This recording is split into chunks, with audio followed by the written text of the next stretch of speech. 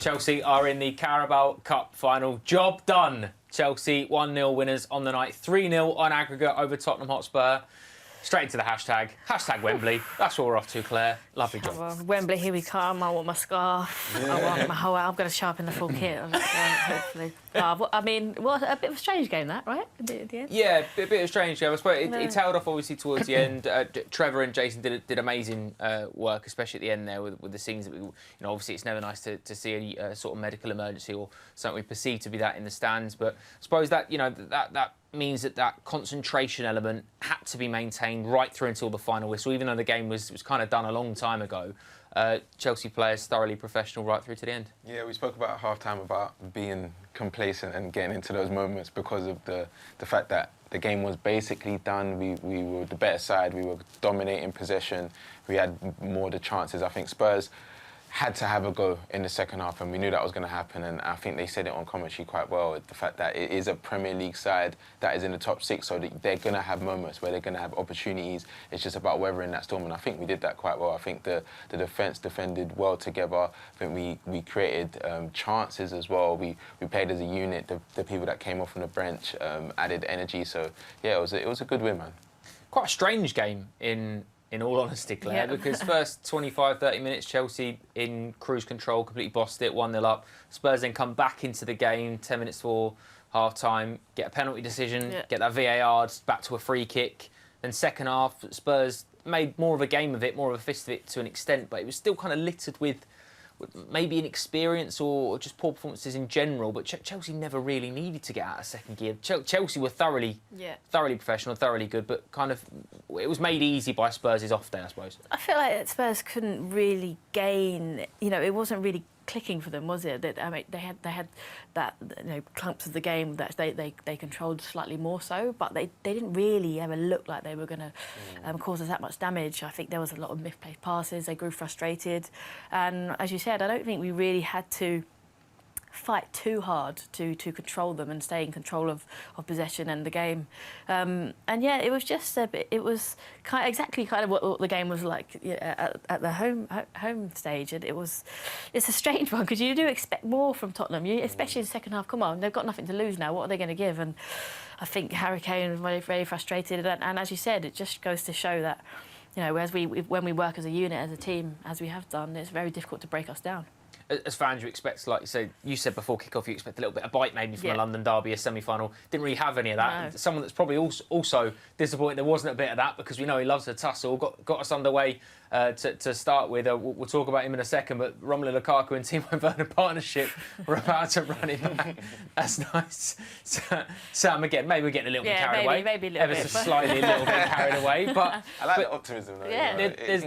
Yeah, there's a lot of partnerships that are starting to flourish, and we spoke about that. Werner and Lukaku link up started very well. Yeah, I think we saw moments of them in the first half, especially them linking up quite well, and they just seemed hungry. You know, obviously they wasn't able to get the goals this game, but if they have the same link up in the next few games that we have that are going to be tough as well, we're going to play Spurs again as well. It's another opportunity to, you know, try and work out a few things, learn each other's runs, because like you said before, they haven't actually played together as many times as Tuchel probably wanted them to as well.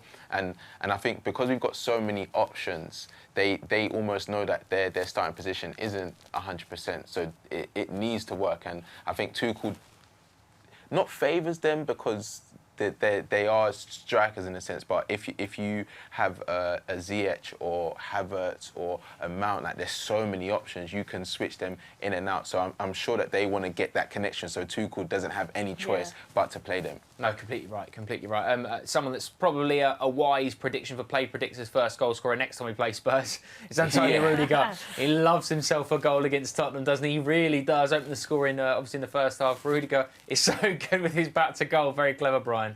I like that one, yeah. Rudiger has scored more goals than Messi this year, just saying. What can't speak, can't lie, Claire. Facts are facts. I mean, I will have no Lionel Messi slander on this show because I am the biggest fanboy going. I do love him, yeah. But the fact you're right, it's on paper there. I think Rudiger, he's just got no fear, has he? He doesn't really. He's not afraid to get involved. He's not afraid to make mistakes and take risks as well, which is nice to see. I hear someone shouting for him to shoot when he's on the edge of the box. I think at least once a game one goes sky high, but this time he he scored a back. Was it a header? Was it? Yeah, Was the his back of your head count as a header? I think it it counts. does. Technically, it's a header. Technically, as far as it. But look, the fact he gets himself there is testament, right? He's such a.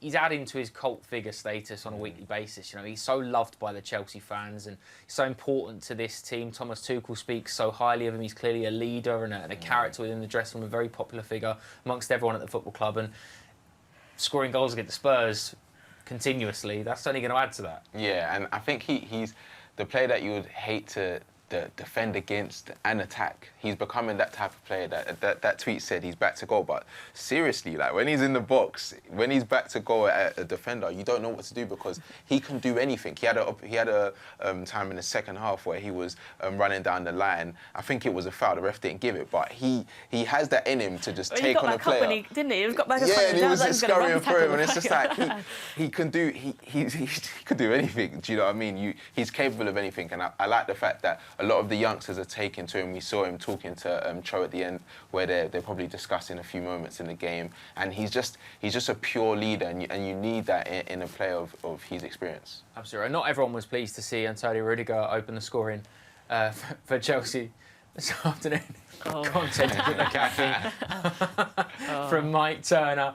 But there's still quite a lot of affection towards Antonio Conte. Obviously, you know, Chelsea fans still sort of singing his name towards the end of it. And, you know, a little bit of a tongue-in-cheek element, but also he is a hugely respected figure here. And we had this chat before the home game last week. He's a manager that did a huge amount for us at this football club. We're thoroughly grateful, and he'll forever be remembered as a Chelsea man that won a lot and brought a lot of passion to the touchline here at Stamford Bridge. Yeah, and it is kind of a shame to see him with lacking a little bit of kind of passion. Obviously, being in the Chelsea as a Chelsea manager, he was very animated, wasn't he?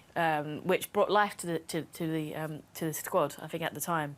And yeah, you have to show that respect, don't you? You have to, you know, if someone's contributed to the history of the club.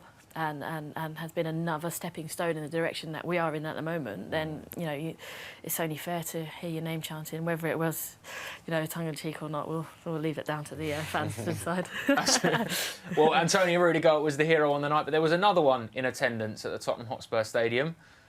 Spider-Man is a Spurs fan then. Saw him in the corner, taking behind Mason Mount. Spurs at 8, saving the world at 10. He is a Spurs fan as well, so... Well, obviously we saw this at the weekend. Hopefully Zendaya is reconsidering her choice to support Spurs after Heung-min and then Cesar Azpilicueta had another little go at being Spider-Man, live audition for him. This is fantastic. This is fantastic. By the way, right, I'm absolutely adoring this, and I can see by the thumbnail it's not a Chelsea fan, which I'm quite pleased, because I don't think any Chelsea fan has got the time mid-game to come up with this sort of brilliant content. That's what we need. Yeah, it was very interesting though that he actually tried that technique, because normally you just see the players. Because technically he's just going to lie down anyway. Maybe he wanted to be an extra man, or he wanted to lay down. He ended up laying down anyway. So yeah. I wonder again. I have no idea concept either, but I wonder maybe whether he's doing that because then he went to lie down as soon as the kicker ran up to take it. So I wonder if he was waiting to see if it was a right or left foot, so his head wasn't. One end or the other, maybe to lie down on his side. Well, didn't matter anywhere. The free kick hit the wall, so poor free kick in general. But I wouldn't want that in the face, to be fair, when I'm on the floor. Absolutely it's not a good not. look, is it? Good night's work in general, Claire. I mean, it's always nice beating Spurs. Unbeaten at the Tottenham Hotspur Stadium, which is a lovely little record to carry through as well. Yeah, you just love to hear it, don't you? But I think the standards, I just keep saying about the standards that we set, the minimum standard is to just... everyone do their jobs, you know, bring the energy, make sure you are, you know, actually, you know, responsible for your own individual performance as well, and doing the basics right. And I think from there, because of the calibre of players we have, the minimum standards are already up there. And so once we hit that, anything else kind of below it is not acceptable. But then from there, we're cruising against teams like Spurs. That's nice, isn't it? There we go. Even that sentence is nice, isn't it? Like, as a Chelsea fan, you relish in that. The Lukaku and Timo Werner partnership, we've already kind of discussed a little bit, but quite a lot of the Lukaku-Werner link-up. Call it Timo Kaku. Timo Kaku. I'm not sure on that. Better than Lukaku. Yeah. No, fair. These names are going a bit too far now. I mean, if you've got any, then we'll try and collate some sort of list and keep an eye on this over the next couple of weeks. But Sam, that link-up is, like we've alluded to already today, we spoke about it a couple of times, but it's something that we've been keen to see. Minutes on the pitch has been difficult to come by the two of them, but we saw in patches today how frightening that can be for opposition defenders. Yeah, it's exciting. It's exciting to see them back, first of all, from injury and COVID, and the fact that they're just hungry to play with each other and hungry to, you know, get into positions to feed each other. Obviously, sometimes as a striker, we've seen in the past, we've seen strikers be selfish, we've seen them think about themselves, because normally when you're younger you're told that's what you're supposed to do. But I think Tuchel's the type of chemistry he wants in the squad is everyone we're playing for each other. Whoever scores the goal doesn't really matter as much. We spoke about the stats earlier about us having 18 or probably more now goal scorers this season. That's the type of thing that you want. You want everyone to get involved, and once we win the trophies, that's literally the most important thing. 100%. It's rare that we have a night where we want to applaud VAR, but it feels like we've got most, if not all, of the big decisions correct tonight. Louis van Gaal gift. Overturn. That's the VAR hat-trick from Simon Johnson. Yes, absolutely. Yeah, all three decisions tonight. If this game was being played in 2012 instead of 2022, Spurs could well be making an all-time historic comeback as far as the League Cup ties go against Chelsea. Instead of all three of their biggest chances were ruled out against VAR, and rightfully so. That's a good point, isn't it, to mention as well, because they were correct.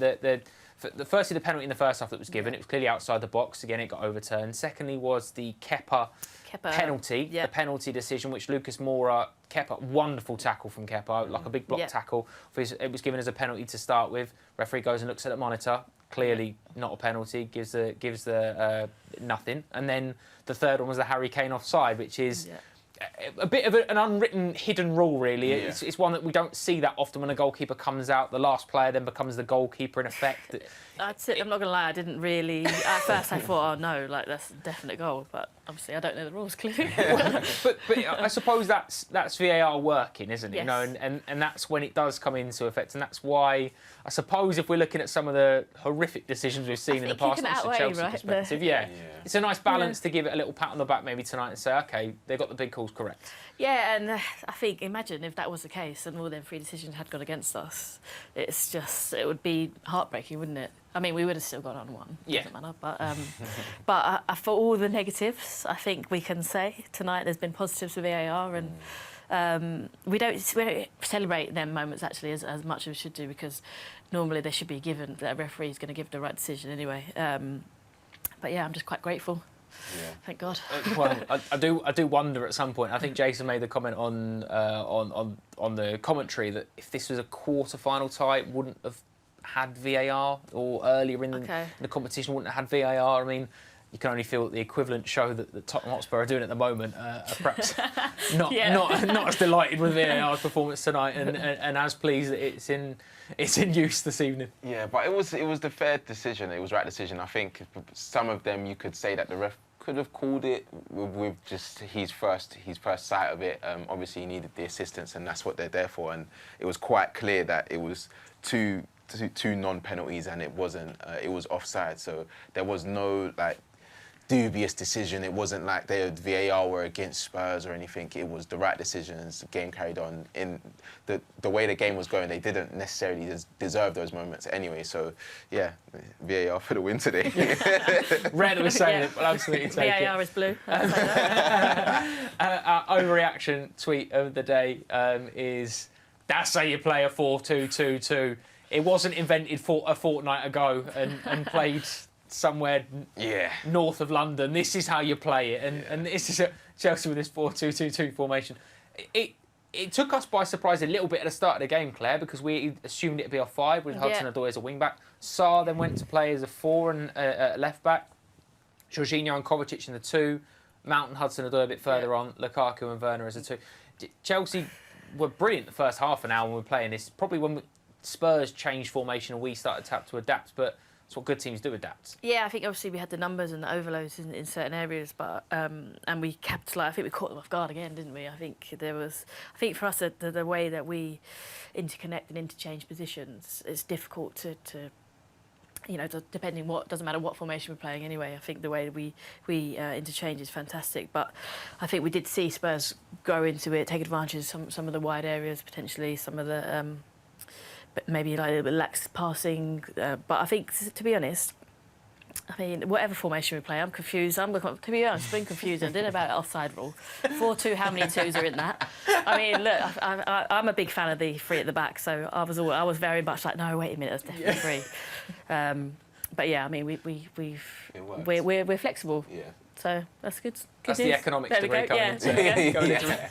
But just on that, Claire's made a great point there. Thomas Tuchel always tends to get it right, no matter what position we are in the game. He seems to judge it correctly. I mean, Spurs were on top in the second half, and then all of a sudden he makes a hat-trick of changes. He brings on Ziyech, he brings on Alonso, and we go to a back three again with four across the middle of the park and wing backs, and it really kind of just kills off that Spurs sort of. When they're trying to get into the game a little bit more, didn't it? It really did that. He seems to get that spot on, and now, like Claire said, whether we're playing a 4 at the back, whether we're playing a 5 at the back, a 3 at the back, whatever formation you come out, you just assume that Thomas Tuchel is playing 4D chess and he's 3 steps ahead of everyone else because he shows that he is. Yeah, and I think that's a testament to how hard they work on the training ground as well. I think probably saw the first leg and how good it went and how everyone just slotted into the positions. We looked like we were fluid and we controlled the whole game. So if it's not broken, in a sense, what's the saying? If it's not broke, don't fix it. Don't fix it, that's the one. So yeah, but when you saw the game switch around, it's like, okay, cool, let's go back to basics, 3 at the back, then put 5 in the middle and then 2 up top, and it worked the same way. And I think it's good for the team as well. It's a good morale boost because it shows that they're flexible, that they can work in different formations, and anything a team has to throw at you, you've got something to combat, and that's just good to have that, knowing that your manager can face anyone really. And again, Malang Sarr, played left back today. We're not seeing him play left back. We've seen him play left of a 3, but never left back for Chelsea. Done a great job up against Lo Celso today. Got the better of him all game long. I think he got in his head straight away, didn't he? It was a bit feisty, bit of back and forth going on there. But I think it's because he was winning the challenge. I think mentally and physically he was one step ahead of him, and I think he was winding him up a little bit, wasn't he? But what I really enjoyed seeing was out of possession how. Because we had the legs in Mount and Hudson-Odoi, they were able to go out into the wide areas and put the Spurs players under pressure, and it allowed the rest of the team to kind of shift round. And I think naturally, Sarr, being a defender and being clearly very good at reading the game, because it's almost like it doesn't matter where he plays, he has the ability to just. Interchange and interlock and just really, I mean, I'm really impressed with him. Yeah, completely agree. He's showing his versatility, hasn't he? That's the word I was looking for. Absolutely right, he has. And time now to hear from, hopefully, the man that's going to be lifting the Carabao Cup in just over a month's time at Wembley. Next, here is Cesar Azpilicueta. Azpi, congratulations. You're into the Carabao Cup final. How does it feel to have booked your place in Wembley? Thank you. It feels great, of course, to be in a final is a great achievement. But we don't want to be there. We want to win it, and now we have to leave it on the side. We have lots of important games coming on, and of course, when the time comes, we will prepare the best way we can. The possession stats from tonight's game implied that it was a dominant performance from your side. Did it feel like that when you were playing in it?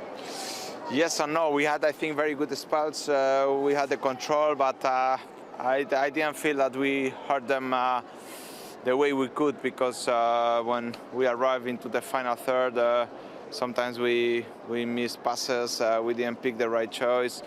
After, I think, before halftime, we lost our tempo. We made a few mistakes. Easy balls we lost. We gave them a bit of hope. The penalty decision. And I think towards the end of the game as well, we were not active enough to have the whole control of the game that we always aim. We always aim to have a perfect game. And tonight we had a great game. We won, we didn't concede, but I feel that we can do better. The atmosphere is always a big talking point at this stadium in particular. So how important was it for Tony to get a goal so early into the game? It was important because I think in the first day we could have won for a bigger score. We didn't, so that meant that tonight we had to fight since the beginning, and we were doing well. But that goal helped to settle a bit more, to have more control of the ball, and I think we could have scored more. Yeah. There were around 6,000 Chelsea fans supporting you tonight. You could hear them every single minute of the game. Just how special was it to hear them all backing you throughout? It's something that I felt special, you know, since I arrived in England. The cup games always, our traveling fans, they go everywhere, they support us. You know, tonight I think we all arrive here with a target to get into Wembley again, which is great to bring our fans to Wembley, and hopefully we can share a good night there. Like you said, it's a busy week, this one. Next game coming up on Saturday. Can you afford yourself a bit of time to look at tomorrow night's other semi-final and perhaps see who you could be facing? Yeah, I mean, you know, I love always to watch football. Of course, I will be watching. You know, now our job is done. We are in the final. Then, of course, we know that between Arsenal and Liverpool, it's gonna be a tough tie, and you know, we see. You know, now this competition we have to leave it on the side because, as you said, on Saturday 12:30 we are playing against Man City. We have Brighton. We have Tottenham again before the international break. So we have to be ready to compete. Our skipper, Sam, what a guy. Yeah, I just like the fact that he's so honest. He literally explained what we were saying here. We had moments where we dominated, but also moments where we got complacent, and it's good to know that they're seeing the game that way. If he had said that we dominated the whole game, you'd be like, did we? Type of thing. So it's good that they're being honest to each other in the change room, because that means they're going to go into the training tomorrow and the next day and prepare for the City game and see what they did wrong in this game and see how they can correct it next game. So it's just nice for your captain to come out and just be so honest to the fans. That honesty as well, Claire. We see it so often from Thomas Tuchel and from Cesar Azpilicueta as well. When the manager and the club captain are kind of setting that benchmark to be honest and be open and talk about things like that, I suppose it sets a precedent for the rest of the squad, doesn't it? Like Sam said, there isn't ever where they come out and sort of try and wax lyrical and tell you a story. It's always honesty, even if sometimes it's a bit brutal and you think, okay, maybe we could have been a bit. Even to the extent of the weekend, you know, we were getting carried away. We beat Chesterfield 5-1, some amazing performances. The manager comes out straight away and kind of says, "You don't win anything for winning your third round tie. You got to go again." And you think, "Okay, yeah, you're right." That honesty starts from the top and works its way down. I think he said something as well after the game. Like it wasn't nothing. It's never perfect, which I loved, because he always demanding more. But as you said, it's the integrity that they show, and I think the transparency and the accountability of it all is just quite refreshing to see, because football can be just full of cliches and full of kind of just nothingness sometimes when you're having interviews with people not honest and truthful to behind the scenes. I'm sure they are, but I think to the media sometimes they're not.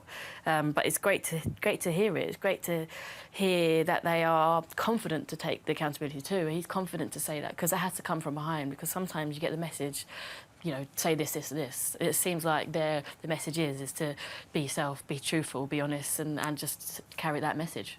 Absolutely right. Speaking of Thomas Tuchel, here he is speaking to Max Jones.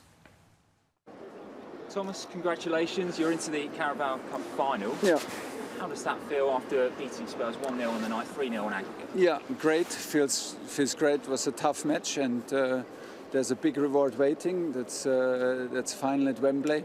Every player, I think, waits desperately and wishes to play a final at Wembley. So we are excited to be in there. It was hard work, and we did it and finished the job.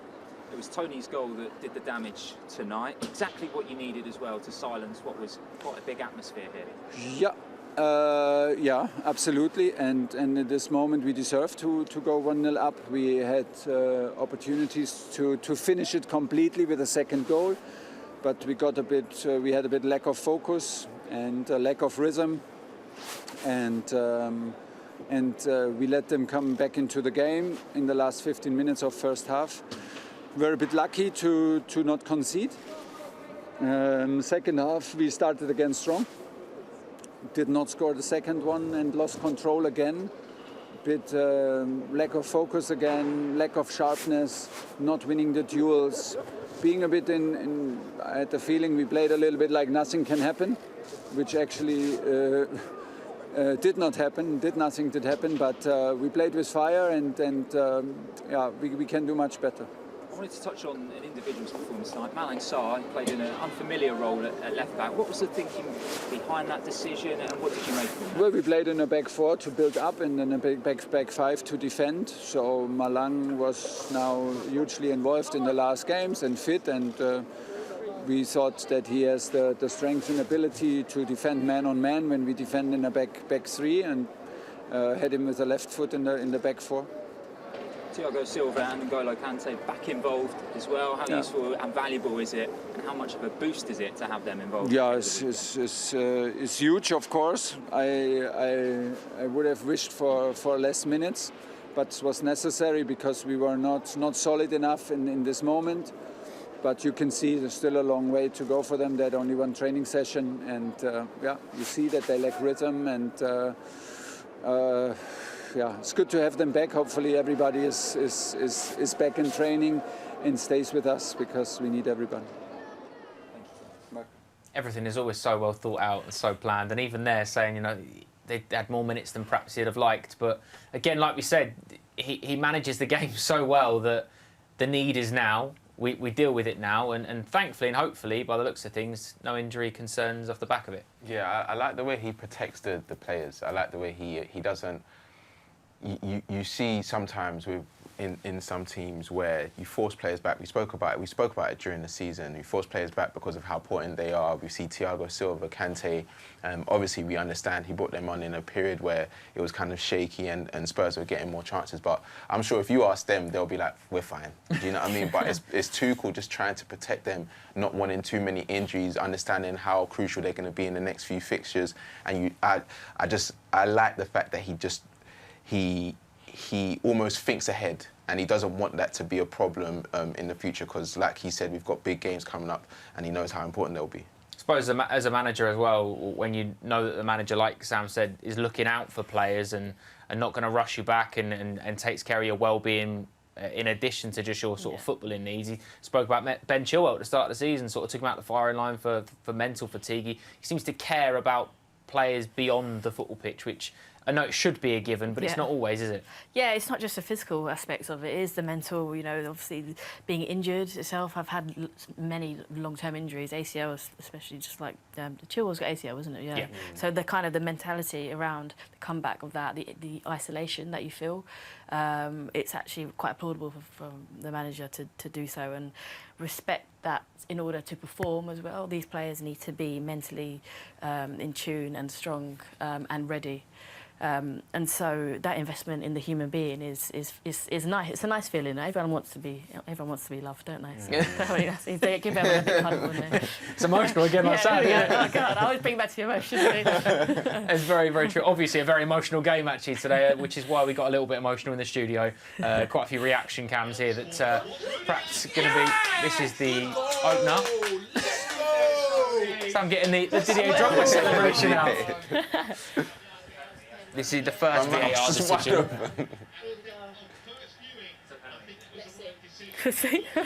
Just defeat it's a penalty, and then all I do is fidget my hair. Sorry. And that was the second one. I'm not quite sure what noise came out of my mouth there, but it's very. Look at your face, you look so shocked. I was.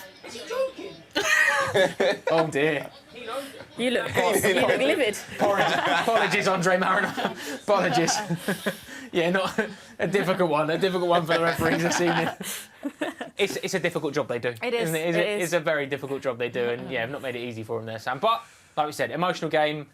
Chelsea are in the final of the Carabao Cup. Yeah, big win, and I think Tuchel, he's done so well. I saw that I think he's taken us to every cup final every competition that he's been in so far. Yes, great point. That's amazing. That you have to credit him, man. That comes into a new side, had so much to do in terms of bringing youngsters and embedding the older players as well, contracts to deal with as well. So much going on at Chelsea, and he's weathered the storm, and we look like we're going in such a nice direction. So it's great to see. Absolutely right, and still a busy week to come your way on the fifth stand-up. Starting tomorrow, actually, at 5 to 7, Chelsea head to Vicarage Road in the FA Youth Cup Live, fourth round against Watford. Friday afternoon, Thomas Tuchel back speaking to the press ahead of a big one. Saturday, 11:25, we get going. Matchday Live, Chelsea away at league leaders Manchester City. Sam, Claire, brilliant as always. Thank you very much. Absolute pleasure. Chelsea are in the Carabao Cup final. Thomas Tuchel's 4th as Chelsea boss, beating Spurs on the way there. Come on, you Blues.